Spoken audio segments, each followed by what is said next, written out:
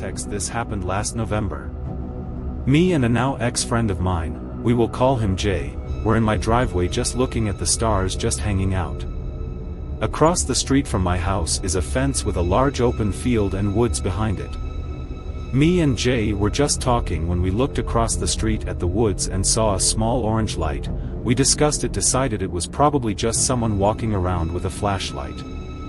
We had dismissed it for a while and continued talking about many things before I looked back at the orange light and noticed it had never moved from where we last saw it. I told Jay and he decided to start making jokes about horror stories to lighten the mood, as he and my whole family knows how paranoid I could get.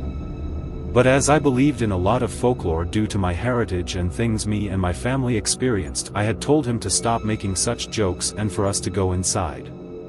But Jay wouldn't listen to me and decided to do one of the dumbest things I've seen someone do. He whistled towards the orange light.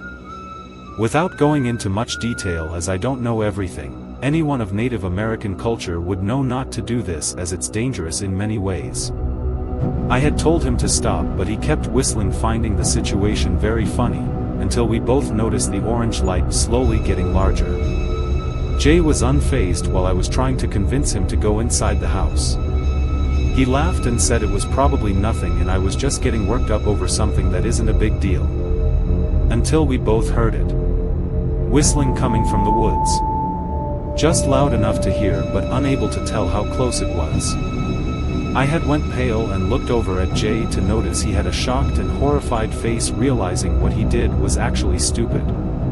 He had frozen place, making it to where I had to practically drag him towards the front door. Once inside, we calmed down and locked the front door to feel more secure, even if it didn't do much. We didn't step foot outside until the next day around noon to make sure we were safe. Nothing else had happened since that night, but Jay had learned something that I've been raised to believe. Never whistle at night, even though you might not believe it. These creatures are very much real and extremely dangerous.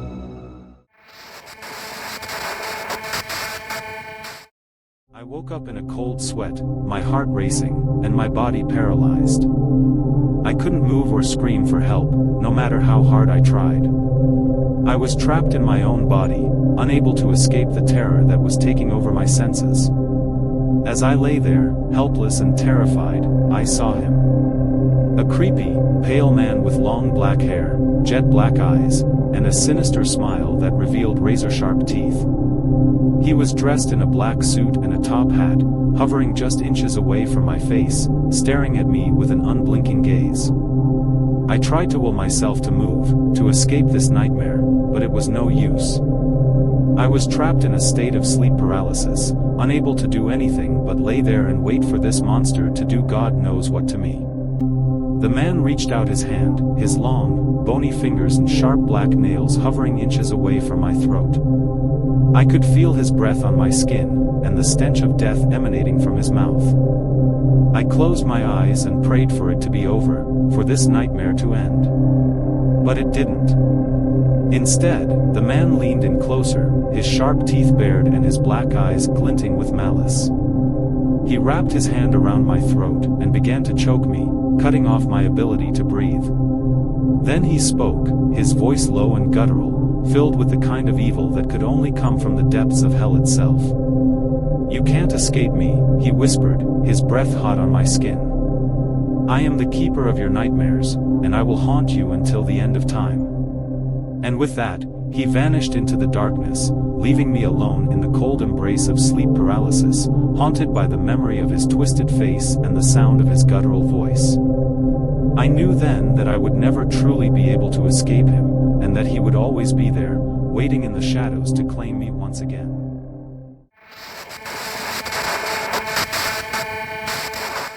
It was a few years back during a road trip with my buddy, Jake. We were cruising through the desert, chasing that feeling of freedom you only get on the open road. But little did we know, we were about to encounter something that would shatter that sense of freedom and leave us fighting for our lives. We were driving through Navajo territory, miles away from civilization, when we saw it, a figure standing by the side of the road, illuminated by the headlights of our car. At first, we thought it was just a trick of the light, but as we got closer, we realized it was something else entirely. It looked like a man, but there was something off about him. His eyes glowed in the darkness, and his limbs seemed too long, too twisted. And then, just as quickly as we saw him, he vanished into the desert night. We tried to shake it off, telling ourselves it was just our imaginations running wild. But as we continued down the road, things took a turn for the worse. We started hearing strange noises outside the car, scratching at the windows, whispers on the wind. Jake laughed it off, but I could tell he was nervous. I was too. And then, without warning, something slammed into the side of the car, sending us careening off the road and into the desert. The car flipped over, and everything went dark.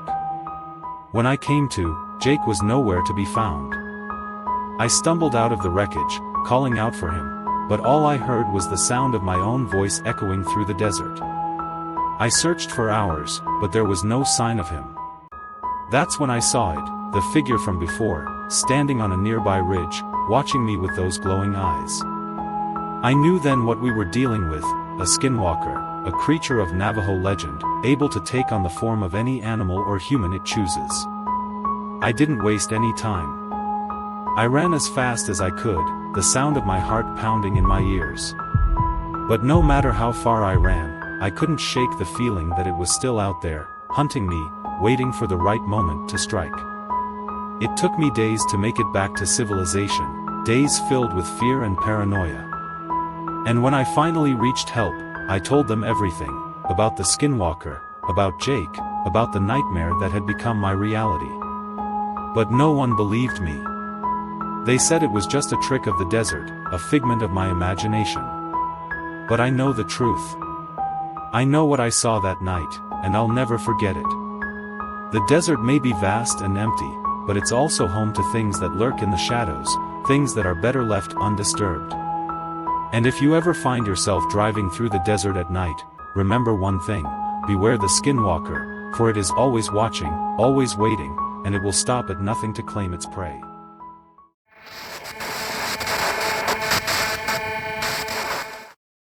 Okay, so, my mom has been working as a cleaner in Mayfair for this guy named Jared for about 5 years. It started off fine, just typical rich people being demanding. But lately, things have gotten really creepy. Last year Jared got together with his new boyfriend, Steven, and the guy is just off. Like, my mom was in the middle of hoovering when Steven asked her to make a coffee. No big deal, she did it and went back to work. When she came back into the kitchen, there was coffee all over the counter, like the entire cup poured over the counter. Steven said it was an accident, but then when my mom went to clean it up, he just stood there watching her, and then he started laughing at her, like it was a joke.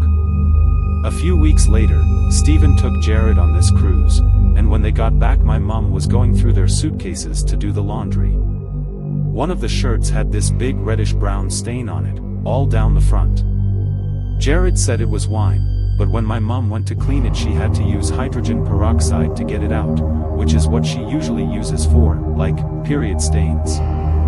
Major red flag for me, but my mom just brushes it off saying she's had to clean worse. Then it got really scary. Jared said he needed to show her something in the bathroom. When she got there, Steven is there too and they're asking her why she didn't clean the mirror.